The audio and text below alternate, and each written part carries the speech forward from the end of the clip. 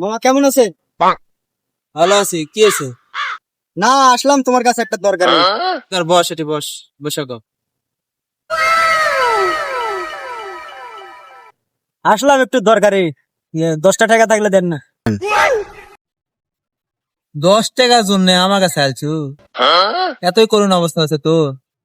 হ্যাঁ, ইনকারাই হবে। বড়কে কথা না শুনলে ইনকারাই হবে, বুঝাছু? 10 টাকা দিমু, কবে দিবি? আরে তুমি যখন চাবেন তখনই দেবো। বুঝিস, যখন চামু তখনই কিন্তু দেওয়া লাগবে, ঠিক আছে? পরে কিন্তু বুঝিয়ে করলে হবে না। দাঁড়া, আমি দেখি কাছে কয় টাকা আছে।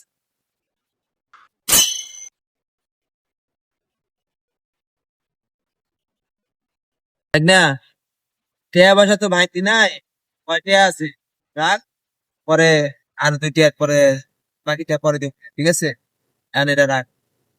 6 টাকা মাত্র চাইলাম, 10 টাকা দিলেন 6 টাকা। আচ্ছা হোক, কি আর করার, যা দিবেন হাতে তাই যাবে সাথে।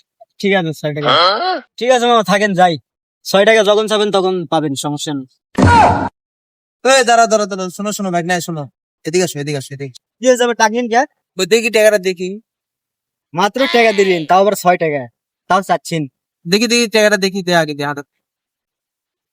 কি হলো, তুমি টাকা নিয়ে এলেন কে? 10 টাকা চাচ্ছি, 6 টাকা দিচ্ছেন, আবার তাও নিয়ে নেবেন, কিছু তো বলছি। আরে তুই না কলু যে যখন চাম তখনই দেবো, এই জন্য ভাবলাম যে টাকাটা আমারই লাগবে, বুঝলি?